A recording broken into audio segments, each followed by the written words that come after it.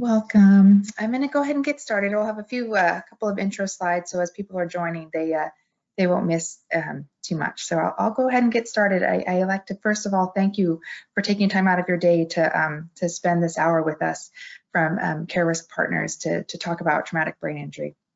I really enjoy working with traumatic brain injury patients, and I'm excited to get to share some of that information with you today.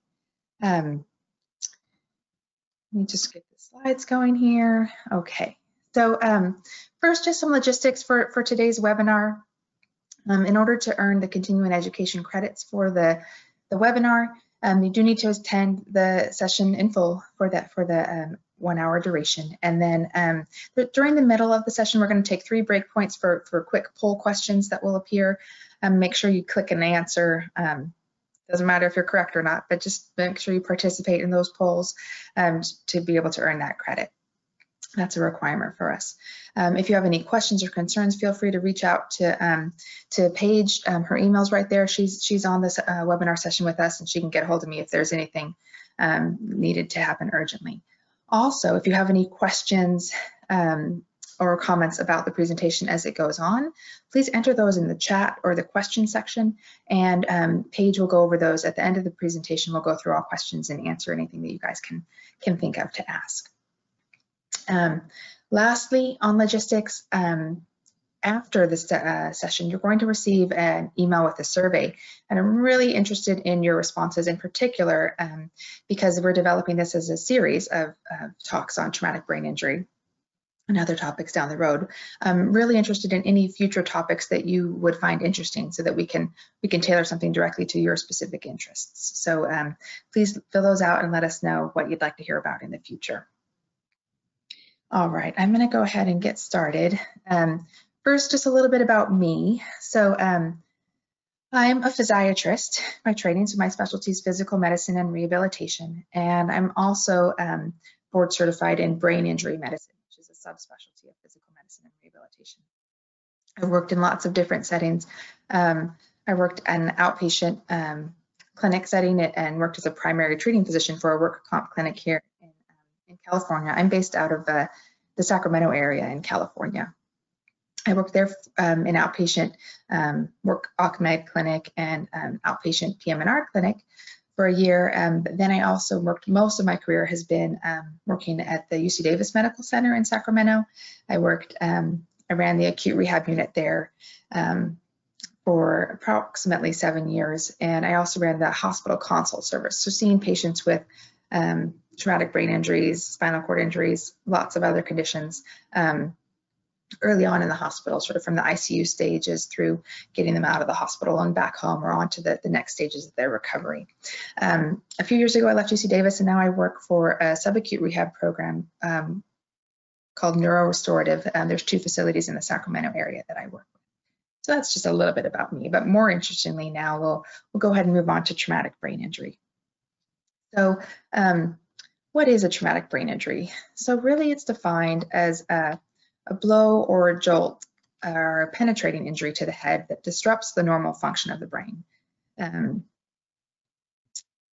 So it's pretty simple in terms of that, but the ramifications can be really complex in terms of what damage occurs on the level of the cellular level to the neurons of the brain can really cause lots of different deficits that we see that can affect someone's functioning. I'm just navigating my screen here. Okay, there we go. So I'm going to start with just some background data info on TBI, which is kind of interesting and useful to think about.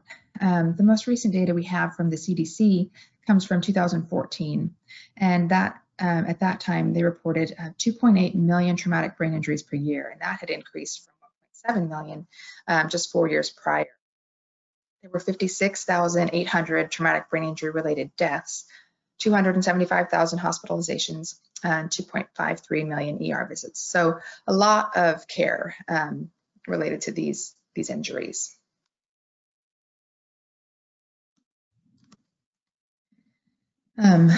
Some older data sets that the CDC obtained also talked about caregiver assistance, and there was an estimated 5.3 million Americans, or 2% of the total population, requires lifelong caregiver assistance due to a traumatic brain injury. And the other thing that's notable from the CDC data is this only tracks reported cases. And we know that there's a very large number of patients out there who are sustaining mild traumatic brain injuries but are never treated. They never present to their doctor or to an emergency department. So we don't have a way of tracking those instances where people haven't reached out to seek care. Now, looking at causes and risk factors for brain injury. Falls and motor vehicle crashes are really the top two causes of all TBI-related hospitalizations. Combined, they account for 72% of hospitalizations. So those injuries that are bad enough, you need to go and stay in the hospital for it. Males are twice as likely as females to sustain a traumatic brain injury. The highest risk ages are very young and teenagers. But ages 75 and older have the highest rates of hospitalization and death associated with their traumatic brain injury. African Americans also have the highest death rate. And hospitalization in and of itself is highest in African Americans and Native Americans. The leading cause of death in a traumatic brain injury is intentional self-harm. And by age, in the elderly population, the leading cause of death is falls. And in young adults, it's motor vehicle accidents. And in young children, it's homicide. So in regards to work-related risk factors in particular, there isn't any specific CDC data on this. So a lot of this is taken from my personal experience. But in terms of work-related risk factors, working at heights. So anyone who's up on a ladder, up on roofs, up in trees, definitely going to have a higher risk of sustaining a traumatic brain injury. And anyone who's either operating a motor vehicle or working around motor vehicles on roadsides definitely has high risk for sustaining traumatic brain injuries.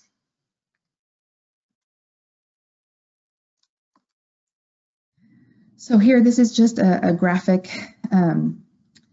depiction of those percentages of causes of traumatic brain injury. So you can see falls, 28% for causes of all types of traumatic brain injuries, mild, moderate, and severe.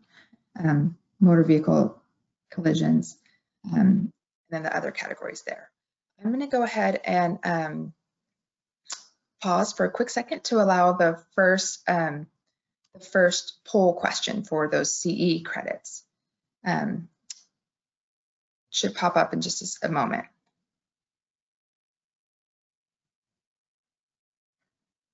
All right, so we have the poll question. Just take a minute and go ahead. I'm going to give you guys a minute just to make sure everyone's gotten a chance to put their answers in there. Thanks, Dr. Spalding. I'll just mention that there's been a couple notices that the sound is going in and out a bit. So if you could possibly just keep the mic closer to your mouth, hopefully that will fix those problems. Thank you. I'll try. Great, thanks so much. Of course, the technology can be challenging, especially trying to work from home. So, thank you. So I see some answers. The vast majority of answers coming in are falls as the leading cause of TBI, which is correct. There was also a large number who chose suicide, and that's probably because you're thinking of the suicide as the leading cause of death related to TBI. So that's definitely part of it for sure. Okay, I think we can go ahead and move on. If you want to go ahead and close the poll. Okay, great. Give me one sec. Thank you, Paige. Okay. And all right.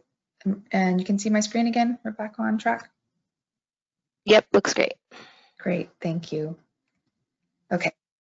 So for the next section, I'd like to talk a little bit about traumatic brain injury severity and how we define it and talk about it. So some of the factors that we use to define severity of traumatic brain injury, one of them, of course, is the Glasgow coma scale. And I like to just give this example of all the factors that actually go into that. So really the Glasgow coma scale is a scale from 3 to 15, and it measures these 3 responses. So these are the patient's response. So the first category would be motor response. So whether they move in response to, for example, they would earn 6 points if they obeyed a command fully. So if I asked them to raise their right arm and they raised their right arm, they would earn 6 points. 5 points would be assigned for localizing to noxious stimuli. So if I pinched their finger, or if they were getting a blood draw and they withdrew that hand that had been hurt, that would be localizing. Withdrawals from noxious stimuli would mean that they move away, but it's not necessarily directly related to the area. So for example, if I'm pinching their right hand, they might squirm and move and try and get away, but not really directly with the hand or localizing on the area that's affected. Category 3 would indicate abnormal flexion, so just meaning that they're posturing, so their body is in a flexed position beyond their volitional control. 2 would be extensor response, so their arms are extended out straight and their legs are out straight. And number 1 is no response. They're not seen to be moving at all. In the second category is verbal response, so whether they can talk, communicate. So 5 would be alert and oriented, 4 would be confused yet coherent speech, 3 would be inappropriate words, and 2 would be incomprehensible sounds, and 1 would be no sounds. For category 3 would be eye-opening, whether they can spontaneously open their eyes, whether they open their eyes only when talked to or when in pain, or they don't open their eyes at all. Just to get a sense of how we come up with these numbers, that I think is always useful to revisit. Second category that we look at, the second factor in terms of defining severity, is post-traumatic amnesia. PTA, as we call it, has a very specific definition. It's based on the score on the GOAT, so that's the Galveston Orientation and Amnesia Test, which is a test about orientation and amnesia, or memory.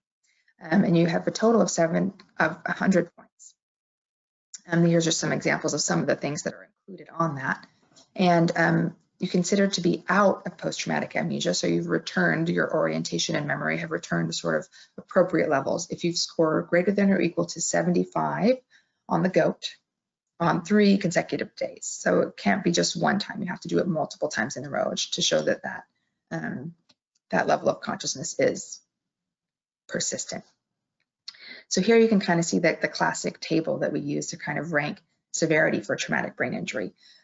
So you can see for the GCS, the Glasgow Coma Scale, for mild, we would call that if they presented with a 13 to a 15 for their GCS.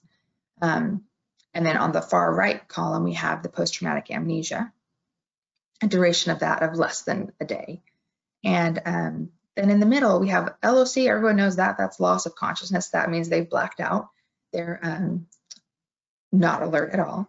But AOC stands for alteration of consciousness. And that's really important for especially mild traumatic brain injury, because alteration of consciousness is actually much more common than loss of consciousness. And it actually indicates the same pathology as you have with loss of consciousness, so that there's been disruption of the functioning of the brain cells. So it's important to note the duration of alteration of level of consciousness, not just loss of consciousness. And then you can see that the cutoffs for moderate and severe basically indicate more damage has occurred. So just to talk a little bit about mild traumatic brain injury, I put here also known as concussion, because they're really the same thing. And the medical community actually favors using the terminology of mild traumatic brain injury, in large part because parents of youth athletes. There have been studies that find that if you call it a concussion, they don't take it seriously, and they push their child to keep getting back out and playing again, which can result in further injury. But if you call it a mild traumatic brain injury, they actually take it seriously. So they're essentially synonymous terms, but in the medical community, we do prefer mild TBI. These can occur from a direct blow to the head, which makes a lot of sense, but also it can be an indirect point of impact. So they can be hit on their body, and it can just cause a jarring effect through the brain, causing the brain to impact on the inside of the skull, or just to put pressure through the brain. So it doesn't even have to be a direct impact on the head to cause a TBI. And they usually have a rapid onset of temporary neurologic impairment. So they all of a sudden are confused or have ringing in their ears or double vision. But usually it gets better spontaneously. You don't have to do anything to treat them, and most of the patients with mild TBI, the symptoms will go away. And it's typically because it's a functional disturbance rather than a structural injury, and that means that the problem is with the way that the nerves are working and sending their signals, but they haven't actually been damaged. So the nerves are still intact, and as they sort of are healing from that mild TBI, their normal function returns, and they return to totally normal functioning with no long-term deficits. But that's not always the case, as we'll learn about in a minute. But that's often the case. There's a graded set of clinical symptoms that may or may not involve loss of consciousness. So just meaning that they can just be sort of dazed and confused. It doesn't have to be blackout to be considered a mild TBI. And they typically have normal standard neuroimaging. You don't see any abnormalities. And that goes along with that absence of structural damage. We're not going to go through each one of these symptoms, but just to give you an idea, these are the questions that the primary treating physician should be asking in regards to evaluating a person who's sustained a mild traumatic brain injury. This is a symptom checklist that's made by the CDC. And just gives you an idea of the things that should be asked about, because these are all symptoms that people can have in association with a mild traumatic brain injury.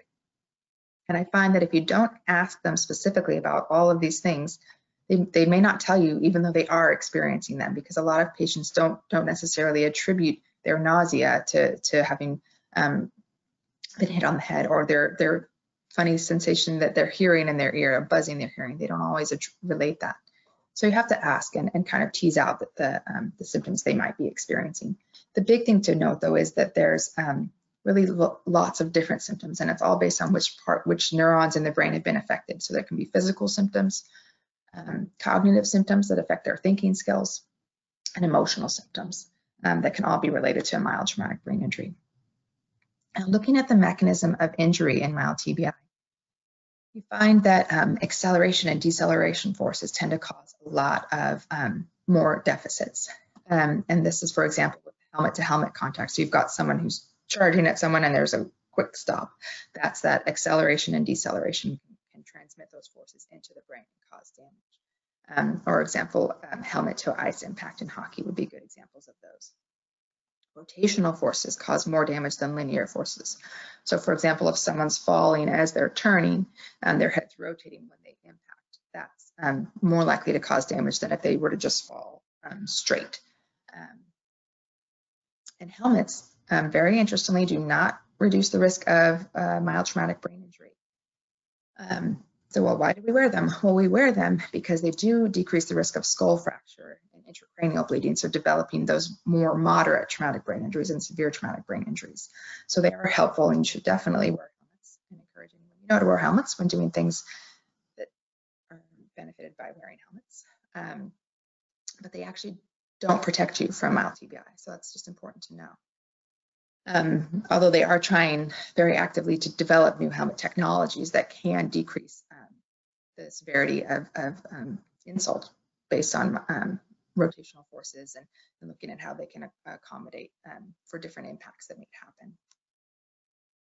So just to talk for a minute about the functional damage associated with the mild TBI.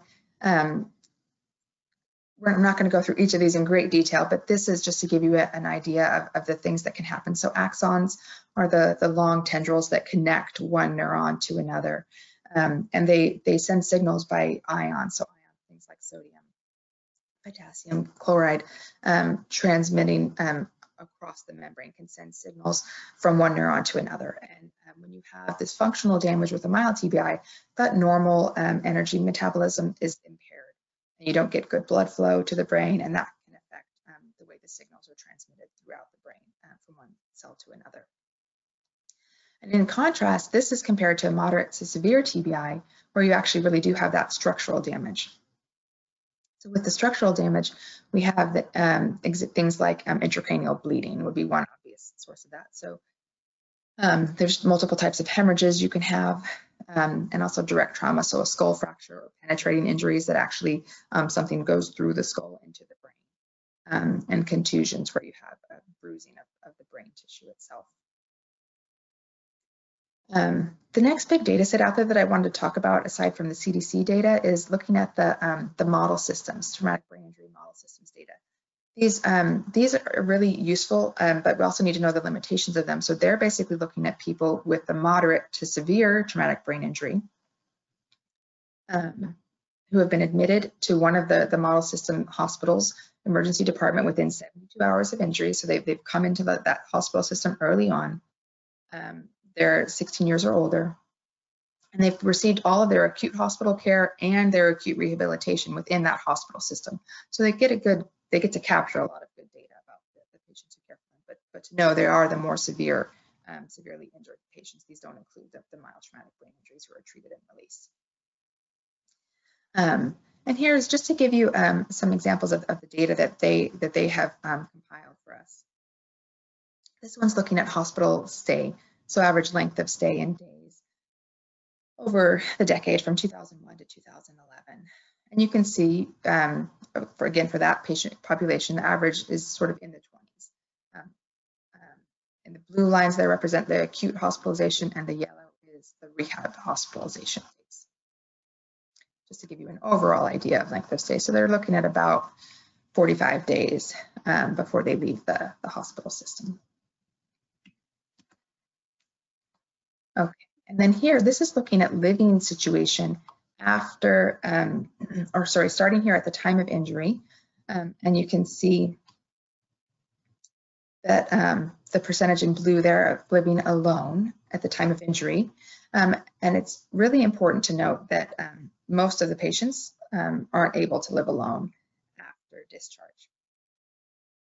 But a lot of them do regain that ability over a 1 year and 2 year follow-up. But you can still see there's still a decrease from 18% who are living alone pre-injury to only 15% post-injury. So a lot of them, or a number of them, did not make it back to living alone. Of those who were living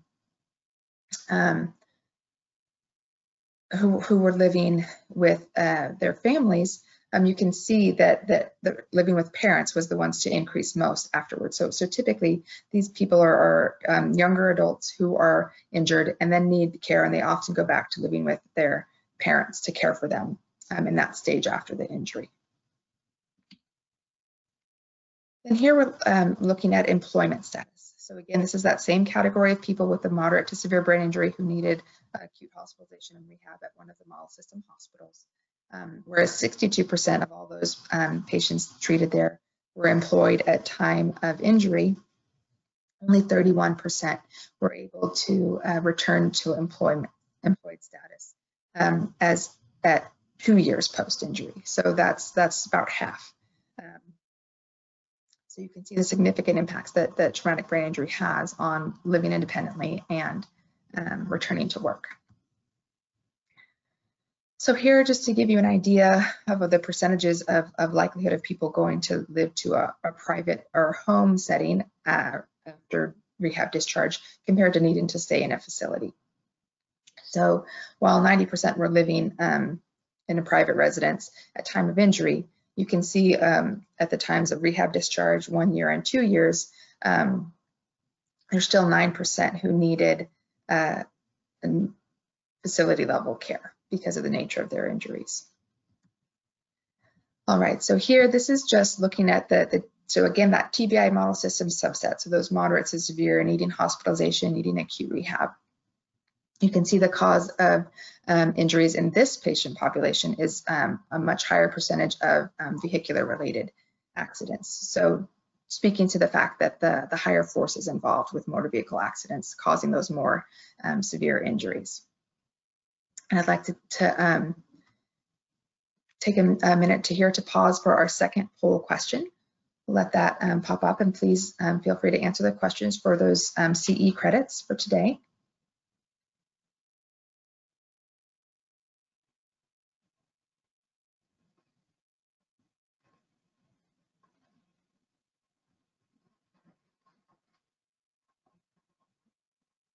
I'll give you guys just a minute, so anyone who wants to make sure they get the CE credit for this can go ahead and get that opportunity.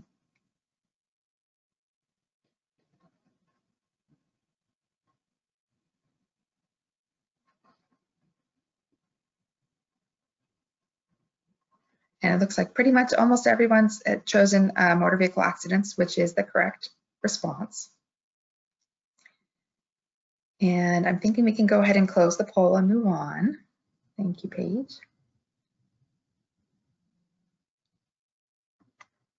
Okay, I'm gonna resume sharing here. And we'll move on to starting to talk a little bit about recovery and what recovery looks like in traumatic brain injury, and how do we define recovery, how do we talk about it, and what does that look like for the person's life. So first I'm going to talk about two of the main scales we have in terms of defining cognitive functioning after traumatic brain injury. So the two scales we use are the brain tree stages and the Rancho VII-VIII stages. And I'm going to talk about them sort of simultaneously here and kind of talk a little bit about how they're similar and how they're different. So for the brain tree stage, we'd call the first stage would be coma. And this sort of correlates to the Rancho VII-VIII level of 1. The hallmarks of the comatose stage is complete unconsciousness with no eye opening, no ability to follow commands, no speech or any other form of communication, no head nods, head shakes, no indicating anything by hand movements or anything like that, and no purposeful movement whatsoever. Then we move on to the vegetative state. So in the brain tree stages, it's called vegetative state, and this would be correlated with the Rancho level 2. Now, again, in the brain injury community, we prefer to call this the state of wakeful unconsciousness. And that is in part because the term vegetative state is often very distasteful to family members discussing this state. And wakeful unconsciousness really more accurately reflects what's going on in this stage of recovery. And that meaning that there's been a return of the sleep-wake cycle. So they're no longer remaining with their eyes closed all the time. They have periods when their eyes open and they look to be awake. Their eyes are open. If you put EEG electrodes on their brain and measure their brain functioning, it will look like their brain is awake electrically. And then they'll have times when they're asleep. They may moan or make a sound. For example, if they're stretching, a sound might come out. They might even cry or smile or laugh. But it doesn't seem to be related to any particular trigger. It's just random occurrences. They may briefly move their eyes towards a person or an object, so their eyes will move around the room. They'll roam around and it might land on something or someone and who gets the perception that they're actually making eye contact with them. They might react to a loud sound with a startle. But the real key of this stage of recovery is that they are actually unconscious. Even though because of many of these things they do, they can appear to have consciousness. But in all the assessments that can be done really shows that they actually aren't aware of what's going on around them. They can't follow any kind of instructions, and they don't speak or communicate. And there's, again, no purposeful movement. So any of the movements they make are just reflexive. The next stage of recovery is, according to brain tree stages, is called the minimally conscious state. This would correlate with the Rancho level 3. Now, for the minimally conscious state, that's also a very descriptive name. So they're starting to be conscious, but only minimally so. So sometimes they will follow simple commands like show me 2 fingers, or raise your left arm, or open your eyes, or close your eyes. But it's only sometimes. They don't do it all the time. They're not able to, because there's times when they're not fully conscious. They might start to communicate yes, no responses, either by words, by head shakes or head nods, or using a thumbs up or a thumbs down, some way to kind of indicate that they understand a question is being asked and they can give a yes or no response. The accuracy of their yes, no response might still not be good, but they're at least trying to give some kind of clear response. They may speak. Some understandable words or phrases might even start coming out, like yeah or no, or hey. And they might start responding to people or things or events around them, showing an awareness of their surroundings. That crying, smiling, and laughing starts happening, but it's in association with an event. So a family member comes in and they smile or they cry. They're watching a show, a comedy show, and there's a joke and they laugh, those kinds of things. They might start to make sounds and gesture, but it's more in attempts to actively communicate. Now starting to use things purposefully. So meaning that if there's a toothbrush, they might try and hold the toothbrush. They might try and brush their hair with it. They might try and brush their teeth with it, but they know it's an object they're supposed to do something with, and they try and do something with it. But again, that minimally conscious refers to that this is inconsistent. So there may be half an hour a day or a few hours a day that they can do these things, and the rest of the time they're still alert, but they don't have enough energy to be able to do them because they fatigue so quickly, cognitively fatigue. So this is just one of my favorite studies. There's a lot of work being done on trying to really determine how do you know if someone's really in the vegetative state versus the minimally conscious state. And with just a bedside exam, looking at someone in the room and making your impression, there can be up to a 40% misdiagnosis between the two states. And they've done some studies looking at how to tell the two. Well, obviously you can do your bedside exam, but there's limitations with that. So they've done other studies, and these pictures here are examples of a functional MRI study where they did, but basically what they did was asked that they have controls or normal volunteers who have not sustained a brain injury. And patient A on the top panel here is a patient who had sustained a traumatic brain injury and was thought to be in a vegetative state or that state of wakeful unconsciousness with no awareness of their surroundings. Most of the time, most of the patients who were thought to be vegetative, and they put them through this test, they didn't show signs of consciousness. But in this one case, they were able to find it. And what we see here is that they had to code. They were trying to basically see, is there any way this patient can give me a yes, no response to let me know they understand I'm asking a question that shows awareness, and they're giving me a yes response or a no response that they're trying to communicate. And what they did was they coded a yes response. So I'm going to ask you a question. And if the answer to that question is yes, I want you to imagine yourself watching a tennis match. So you imagine yourself watching a tennis match. And like in the middle row here, the controls, a certain area of your brain lights up when you imagine yourself watching a tennis match. Then the next instruction is, well, I'm going to now ask you other questions. And if the answer is going to be no, I'm going to picture yourself walking around your house, navigating around your house. And you get a different pattern of what the brain looks like when all you're doing is imagining yourself doing that activity. And they could code yes responses and no responses with normal controls. And you could see the C controls when they're not asking them these questions. So you can see it's a very different picture of what they get. But they found that there were patients who were thought to be vegetative based on everything they could figure out at bedside. When they put them in the scanner, there's a very small number who could actually give yes, no responses, indicating that they were actually conscious.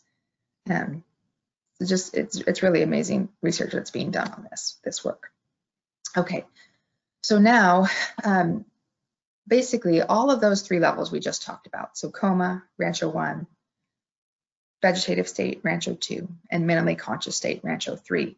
Those are all what we call disorders of consciousness. So that's when someone is not fully conscious and alert.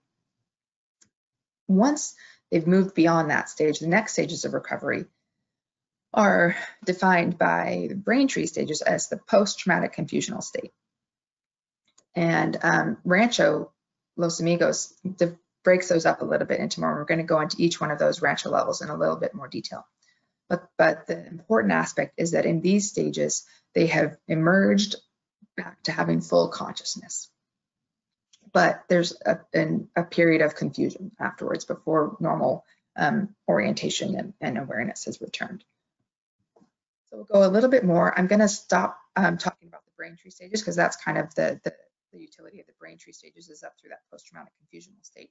And now I'm going to talk about how Rancho starts breaking these down on this higher level of functioning stage. So the Rancho IV stage right here, and if you care about getting answers right on polls, you might want to pay attention to one thing on this slide in particular for later on. So the Rancho IV stage, it's kind of a very classic stage in brain injury recovery. And its hallmark is that they're confused and agitated. And it's really the agitation that's the hallmark of Rancho IV.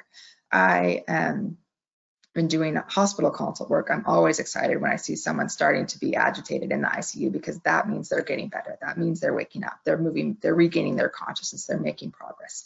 So it's a great time to work with these patients and get them into rehab to make that those improvements.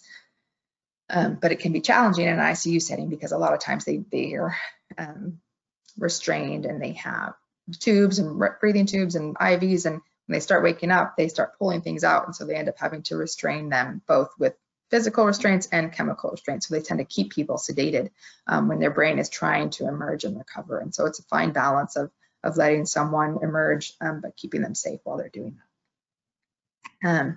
So confused and agitated. It's really notable that they have impaired attention and memory. And it's really hard to remember things when you're not paying attention to what you're supposed to remember. So attention is really the lacking skill in recovery from brain injury. If you can't attend to things, you're not going to remember what you're working on. And then restlessness goes along with agitation. So they're not always overtly agitated, where you might think agitation is like hitting, kicking, spitting, biting, which happens. But sometimes it's just a restless energy, just a leg tapping, or just moving around, or wanting to pace the halls. Those kinds of things can be seen in the Rancho IV stage too. And there's a diminished capacity for processing new information and loss of behavioral control. So really not able to conduct themselves normally. I really just like, this was a description from 1932 of a patient who was in Rancho IV state. At that time, he was very talkative and emphasized all he said with powerful gestures. His condition was very like that of a talkative and intoxicated person. He argued that he must go home, and boasted freely of his great skill at shearing sheep and catching trout. He promised to give money to the sisters and examiner if they would let him go. He talked incessantly and repeated his arguments over and over again. Most of his sentences were coherent, but a few were meaningless. Like a man who is intoxicated, he paid little or no attention to what was said to him and would not listen to reason. So I think this quote just perfectly encapsulates what you see at this stage. And it's also really important to note, because a lot of times patients who are out in the community or recovering with a brain injury like this, they can be misinterpreted as being intoxicated or as being belligerent, and can have encounters with law enforcement that can end badly.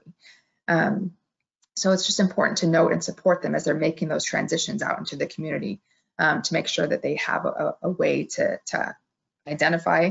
Sometimes it's actually contacting local law enforcement and letting them know about the person. Those kinds of things are necessary to make sure people know what's going on and that they can be cared for rather than arrested. Okay, so then the next levels for the post-traumatic confusional states would be the Rancho level 5 and 6. So 5 is still confused and inappropriate. And this really means that they're, the confused part of all of these really means they're still not oriented. So they don't know where they are, why they're there, what day it is. They might remember their own name, they might not. They often will recognize family members, but might not remember their name or their exact relationship to that person. But the key here between level 5 and level 6 is whether their behaviors are inappropriate or appropriate. So inappropriate behaviors would be things like overtly inappropriate, so sexually inappropriate, exposing themselves to caregivers, talking about things, making sexual advances, those kinds of things. But it could also be just acting inappropriately, speaking out of turn in a group setting, for example, being too close to someone's personal space, or things that would not be sort of considered appropriate social characteristics. The agitation's gone. They appear alert, they're responding to commands, they're participating in their therapy. They might be distractible, still with some impaired attention, but they can get back and focus and participate better, but very basic needs driven. So if they're hungry, all they can talk about is eating, and they don't want to focus and do work until they've eaten. If they have to go to the bathroom, that takes priority and they can't think of anything else, for example. Level 6, so they're still confused, not oriented, but acting more appropriately. So they're doing what they're supposed to be doing during their therapy times. They're acting much more appropriate for all the situations they're in. And they're often able to direct their attention to accomplish familiar tasks or with cues or structure. So the attention is starting to come back. the attention typically comes back before the memory does. And then the next stages of Rancho recovery, so 7 and 8, no longer confused. Now they are reoriented, they know where they are, they know what they're doing, they know why they're there. They typically don't get their memories back. So the period of time that they've lost, that they were in post-traumatic amnesia, they typically don't ever go back and remember what happened at the time of the accident, for example, or for some period of time after. But now they start to have that day-to-day recall where they remember, okay, yesterday this is what I was doing, and I was told I was in a car accident on this date. I can remember, but and the real difference here, level 7 is like automatic and appropriate. So they can carry out their day, they can do things, but it's kind of automatic. So for example, if something in their daily routine happened out of whack, say for example, a fire in the kitchen, they might not know how to respond to that appropriately. And they might still need supervision to help make sure that they were safe if things didn't go as well as planned. But if they're in their own environment and they know where everything is and they kind of can get through their day on a structured way, then they tend to do really well. But a lot of times they still need some kind of support, really for the safety concerns. And then level 8 is really good recovery, showing that they're now purposeful, they're able to do things appropriate for situations. And then these are really just used, the 9 and 10 are really just used for describing a return to normal functioning. Okay, so a little bit more about what does recovery look like in TBI. I love this quote because predictions are difficult, especially about the future. It applies so inherently to traumatic brain injury work. With spinal cord injury, we have lots of good prognostic information in terms of the ASIA exam, the spinal cord injury exam that we do. If it's done at 72 hours, you have a very good understanding of what that person's future is going to look like in terms of their ability to walk again. With traumatic brain injury, we have ideas, we have factors that make it more or less likely, but we really don't know early on. A patient with a very similar looking presentation, similar level of bleed, similar age, can have very different recovery courses, and it makes it really hard to predict what their life is going to look like in a month, in a year, in 2 years, in 5 years. Will they get to live independently again? Will they get back to work? And a lot of the work I did when I was at UC Davis was ICU consult work around the discussion about withdrawal of care when someone had sustained a severe traumatic brain injury. And part of those discussions was figuring out, well, what does the future look like with this injury? And it's hard to say with brain injury because we just don't have enough accurate predictive information to be able to tell. Dr. Spalding, I'd like to interrupt quickly before we get too far please. ahead, if we can do the last poll question. Oh, thank you. Thank you. Yes, let's pause for that. All right, great.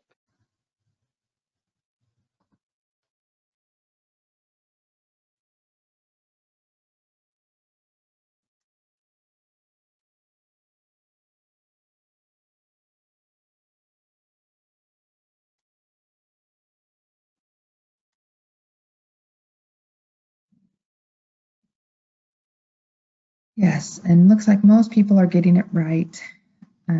Confused and agitated is the hallmark there of the Rancho IV level, really the agitation in particular. Give just a few more seconds if anyone else wants to answer the poll for those CE credits.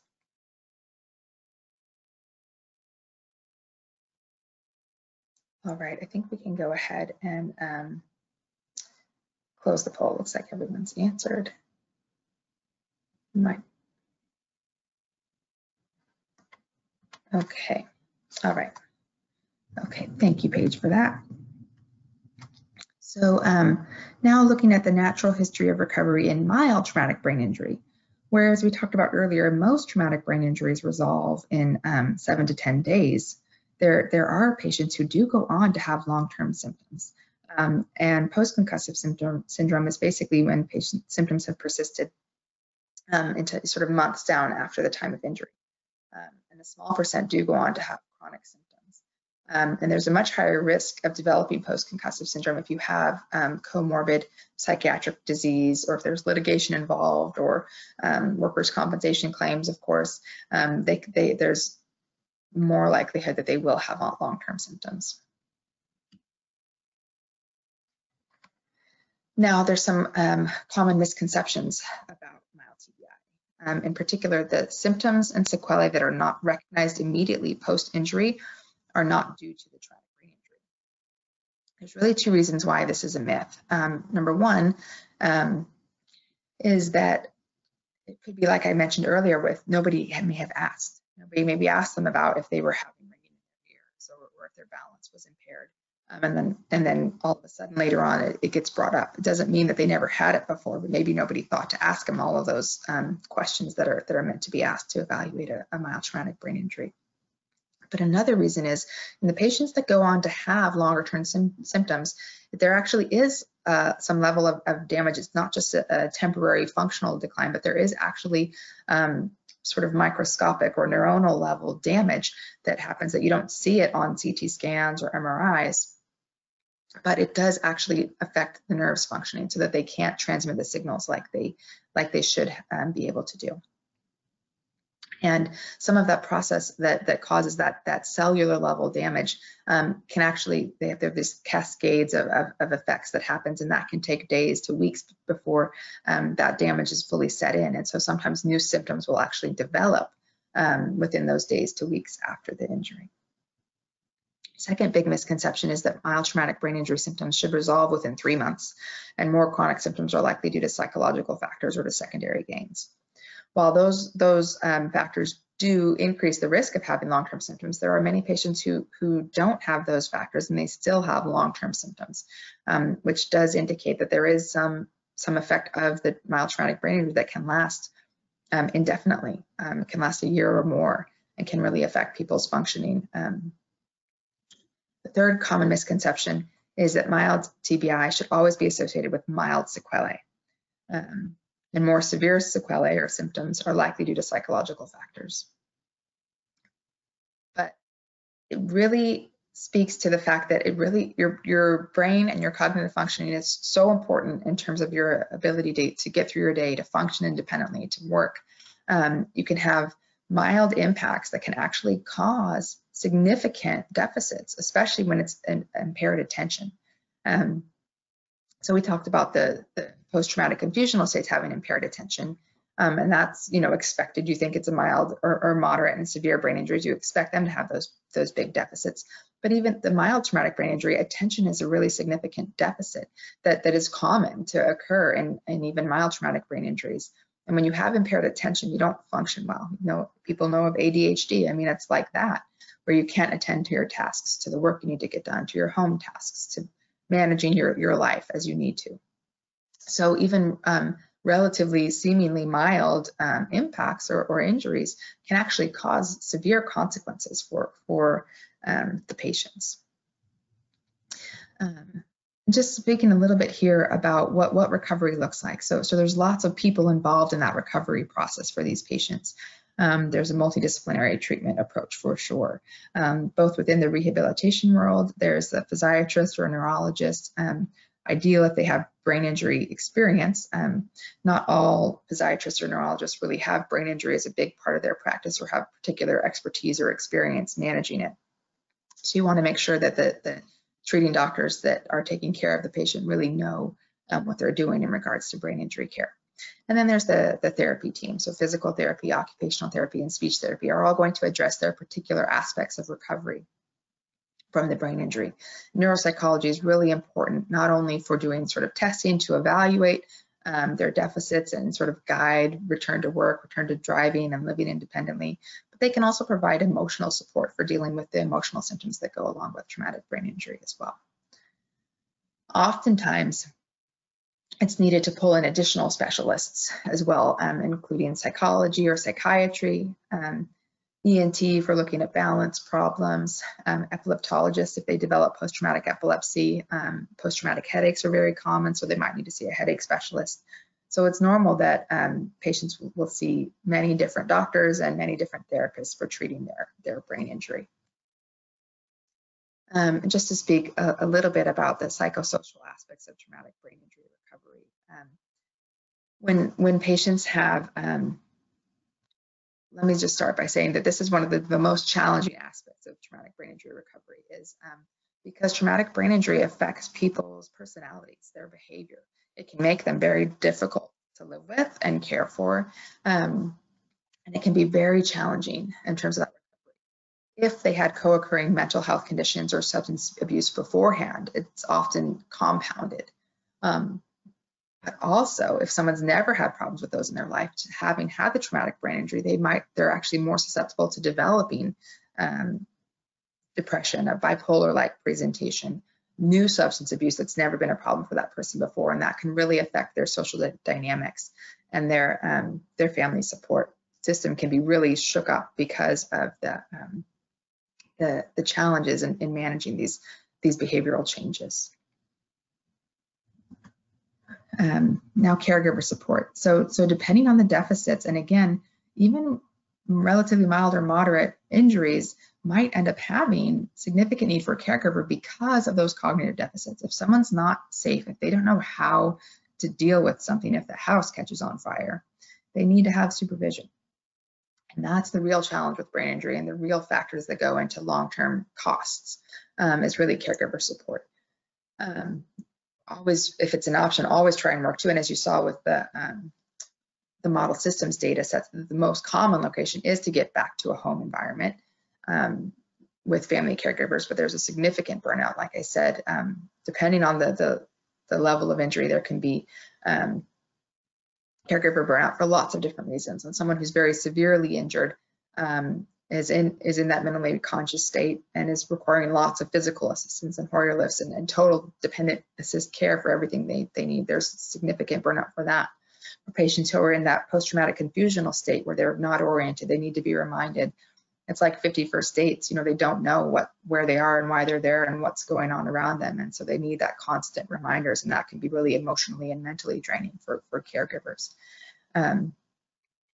And so oftentimes there ends up being hired caregivers in the home setting as well. That can be very costly, as you guys know.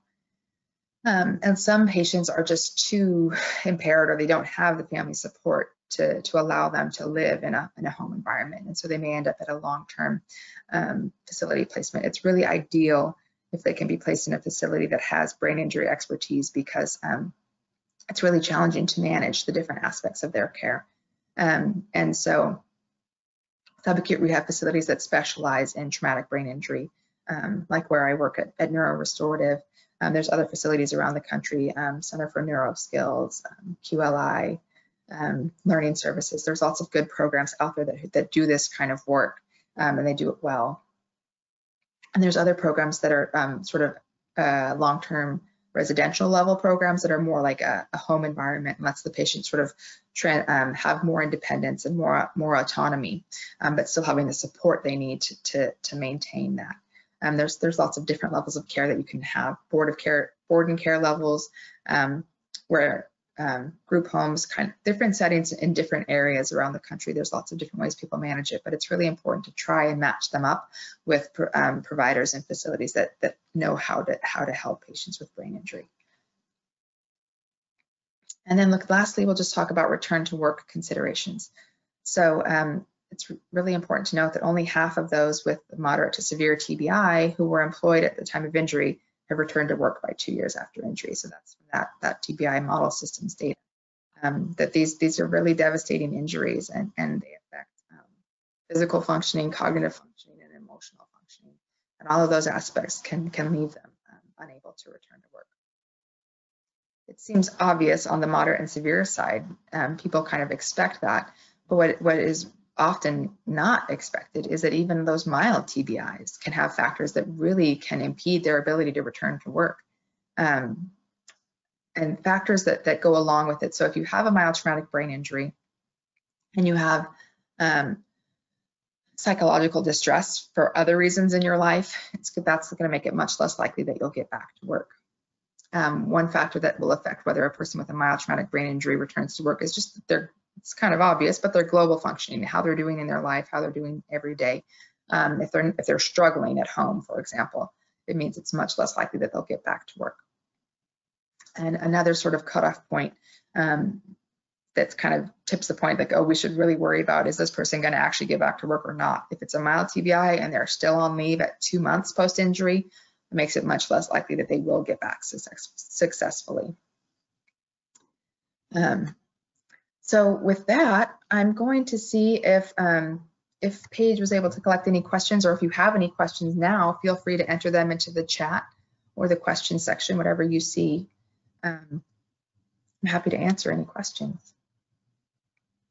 Thank you, Dr. Spalding. We have one question so far, and that is, can the progression through Rancho scale stagnate at any level short of where you'd expect a patient to progress? And what are some of the reasons for this? Yeah, excellent. So that's a great point. And yes, they can stagnate. And basically, what I should say that the Rancho is sort of a trajectory, a descriptive scale. But for any individual patient, some patients may skip the levels. They may not present in vegetative state or minimally conscious state. They may go straight from coma to Rancho IV. And some patients will stay at a certain stage. For example, sort of worst case scenario would be to stay in the vegetative state. So there's a term called persistent vegetative state. And that has to do with basically someone who's not recovering, not emerging in their consciousness. And that's the picture I had at that stage in my talk was Terry Schiavo was an example of someone who was felt to be in the persistent vegetative state and didn't emerge into consciousness. And that does happen in a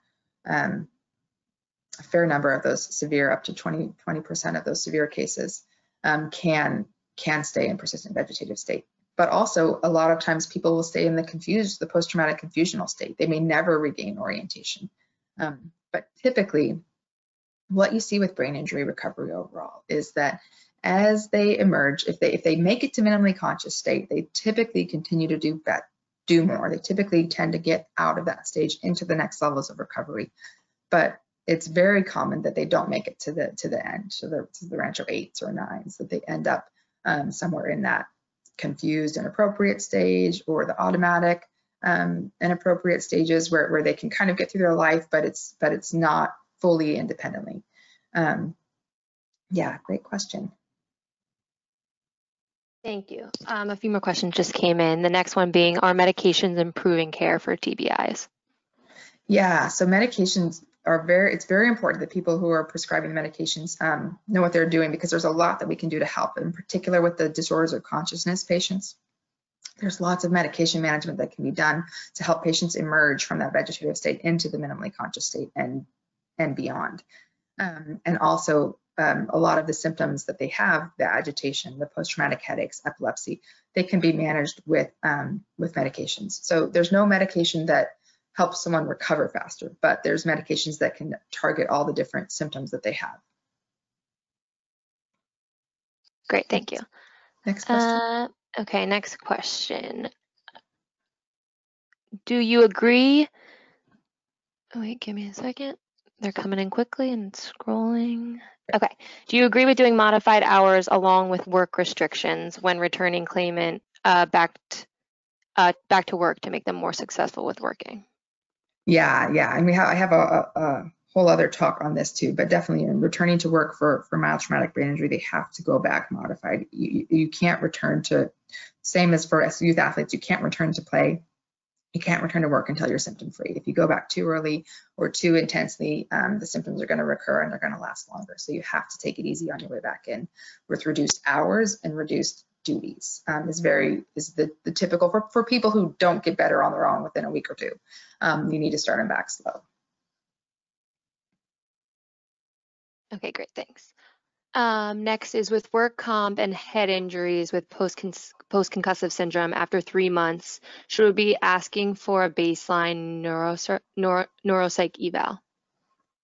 Yeah, so I use neuropsych evals in those sort of mild TBI cases to early on. If it's been that sort of 2 months and they're not getting back to work, I find the neuropsych evals at that point really useful because number one, it defines their deficits. So it helps you figure out where are their cognitive challenges. Is it attention? Is it memory? Is it visual processing? What is the specific deficit? So you can then target that in your therapies. And also it the neuropsych eval looks at the emotional component too. So are they struggling with depression? Is that part of why they're having a harder time recovering? And then you can know to treat the depression as well as the cognitive deficits, and that can improve their overall outcomes. Oftentimes on the moderate to severe side, you tend to wait more like sort of 6 months after injury or 6 months after hospital discharge, because you want to give them a period of time to get better. But for those mild TBIs, sometimes I like to do it early for those reasons. Great, thank you. And I was just going to say, I know it's 1 o'clock. If anyone needs to leave, feel free. I'm happy to stay and answer questions for whoever wants to. I think we have one more. Do you feel that those with mild TBI can have some therapeutic benefit to returning to work in lower levels of work or where high cognitive function is not required? Yeah, absolutely. And a lot of that has to do with sort of where people value themselves. So a lot of people feel more emotionally intact if they're working. They feel independent, they're contributing to their family, but it's making sure that it's done in a supportive way where it's not worsening their symptoms. For example, if their symptoms are post-traumatic headache, that when they go back to work, they're not having worse headaches for, maybe they go to work for 2 hours, but then they're having a headache for 3 days. That's not a good situation. But if you can get them in a supported work environment where they have the support, the reduced activities, maybe it's screen time that they need to do less of, maybe it's less physical exertion, but if they have the right accommodations and they can get back, I think that's really valuable for sure. Great question. Okay, thanks. And then one last question that just came in. Do you think that medical marijuana should or should not be used in TBI? Why or why not? Well, my personal preference is I never prescribe it. It's something that people sometimes get on their own, and that happens. The reasons why I don't like it for traumatic brain injury is that we know that using any kind of substances, so alcohol, even tobacco, cigarette smoke, any kind of drugs, so marijuana being one, but other illicit drugs too, we know that they can impair cognitive functioning. And in brain injury, you're trying to improve their cognitive functioning. The other thing I find is that all of those substances I always tell my patients that the first thing to go is your judgment.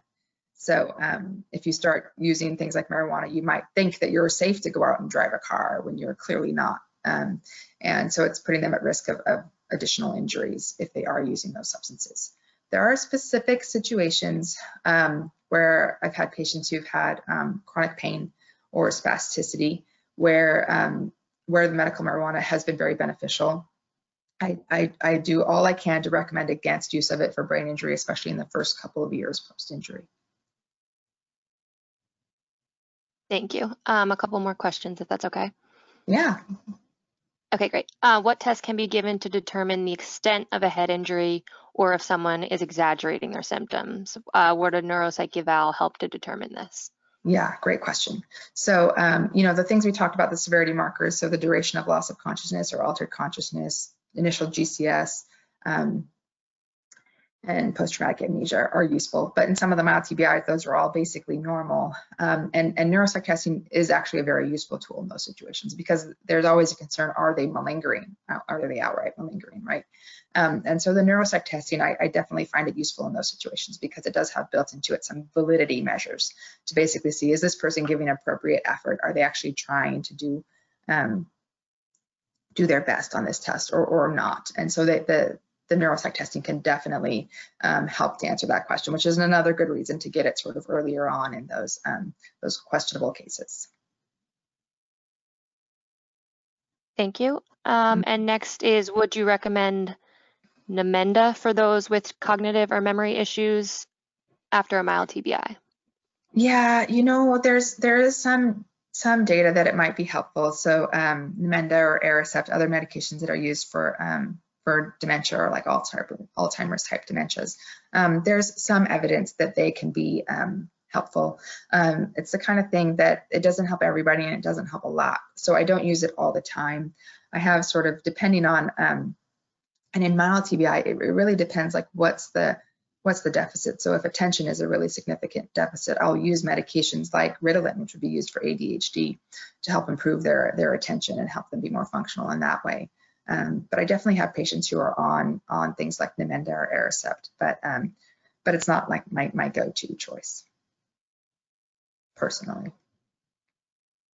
Okay. And that next is an MMPI-2 test considered part of a neuropsych testing? Yeah, and I will say first of all that I don't know all of every subtest that all the neuropsychologists do, but yeah, that is one that can be done as part of a neuropsych test for sure. Okay, great. That is all the questions that we have. Okay, any last questions? Like I said, well, let me say one last closing thought. For brain injury recovery, it's I mentioned that sort of 2 years. I really don't want them using substances for 2 years because we find that the most recovery happens in the first 18 months to 2 years. That being said, there's not a specific endpoint on recovery at that time frame. So these patients will continue to make progress. If you look out beyond 2 years, between 2 and 5 years, they're going to get better. And between 5 and 10 years, they're going to be slowly getting better. It's just the pace of that progress slows down, and the goals of what they're going to be able to achieve may change over time. But you really want to look at that trajectory. So what they look like in the first 2 months to 3 months to 6 months is really going to give you a picture of what they're going to look like down the road. All right, just any more questions popped up in the meantime there? I don't think so. I think that is it for today. Okay, thanks again. Thank you so much for spending your time with me. I really appreciate it. And thanks for asking really great questions. That was helpful. And again, I'll just put out one more plug to just fill out those surveys for us. And please put on any topics you'd like to hear about before, because we can tailor these so that you get something that you'd like to learn about for sure. Well, thank you so much.